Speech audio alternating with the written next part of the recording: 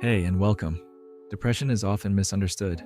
From the outside, it can look like laziness, withdrawal, negativity, or not trying hard enough. But from the inside, depression often feels more like this. Everything becomes heavier. Simple tasks feel far away. Your mind turns against you. And the things that used to help no longer seem to work. In this video, we'll look at understanding depression from a CBT perspective, not as a label that defines you, but as a pattern that can be understood. And when a pattern can be understood, it can also be gently changed. Chapter 1: Depression in CBT. A pattern, not a personal failure. One of the most helpful things CBT, cognitive behavioral therapy, offers is this: depression is not just a mood, it's a system. That system usually includes three connected parts: thoughts, feelings, and behaviors. CBT doesn't deny that depression can also involve biology, stress, trauma, or life circumstances. It just says, once depression starts, it often creates self-reinforcing loops. A common loop looks like this: you feel low, exhausted, or emotionally flat. You do less because everything feels harder. Life becomes smaller and less rewarding. Your mind says, see, nothing helps. I'm failing. You feel worse. You do even less. And over time, that loop can become convincing. It starts to feel like reality itself. But CBT makes an important distinction. This feels true is not always the same as this is fully true. Depression changes perception. It can make temporary states feel permanent. It can make reduced energy feel like personal weakness. It can make pain feel like identity. A classic CBT idea in depression is the negative cognitive triad. Three patterns of thinking: negative view of self, negative view of the world, negative view of the future. This triad is one reason depression feels so closed. It's not just that you feel bad now. It's that your mind starts predicting that badness is all there is. And that can lead to hopelessness, which is one of the heaviest parts of depression. A helpful metaphor: depression is like wearing very dark glasses. The glasses don't create the whole world, but they do change the color of everything you see. CBT is not about pretending the world is bright and easy. It's about learning to notice the glasses. Chapter 2: How depression maintains itself from a CBT view. CBT is especially useful because it asks a practical question: what keeps depression going even when you want to feel better? This question matters because many people with depression already want to get better, but feel stuck, ashamed, or confused that nothing changes. 1. Withdrawal reduces pain, but also reduces nourishment. When you're depressed, withdrawing often makes sense. You're tired. Socializing feels hard. Tasks feel overwhelming. So you rest, cancel plans, stop doing hobbies, delay responsibilities. That can bring short-term relief. But it also removes things that support mood: movement, connection, sunlight, accomplishment, routine, meaning, positive experiences, even small ones. So the nervous system gets less input that says, life still contains something.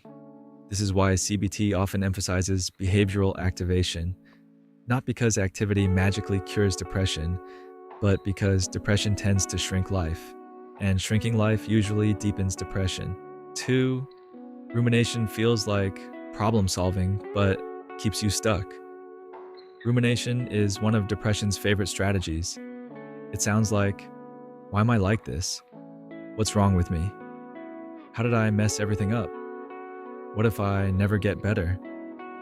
The mind presents this as thinking. But often, it's not productive thinking, it's looping. Rumination can feel useful because it creates a sense of control, but instead of leading to action, it often leads to more self-judgment and paralysis. In CBT terms, rumination is a behavior too, an internal behavior. And like any behavior, it can maintain the problem. 3. Depression changes your standards and then judges you by them. This is a painful one. When depressed, your energy drops. Naturally, your capacity drops too. But many people keep using their healthy self standards. I should be doing more. I used to handle this easily. Why can't I just get up and do it? So now you're not only depressed, you're also attacking yourself for being depressed. CBT helps by introducing a more accurate lens. Capacity is not constant. Meeting yourself where you are is not laziness, it is effective strategy. 4. Avoidance strengthens fear and shame. Depression often includes avoidance, avoiding messages, tasks, mirrors, people, emotions. Avoidance protects you from immediate discomfort, but it also sends the brain this message: this is too much for me. That message increases helplessness over time. CBT doesn't ask you to do everything at once. It asks you to take small, realistic steps that create new evidence. I can do something even while feeling this way. Chapter 3. CBT-based ways to work with depression, gently and practically. CBT for depression is not about arguing your way into happiness. It's about interrupting the loops that keep depression in place. Here are some core CBT-style approaches. 1. Name the pattern, not just the feeling. Instead of only saying, I feel bad, try, I'm in a depression loop right now.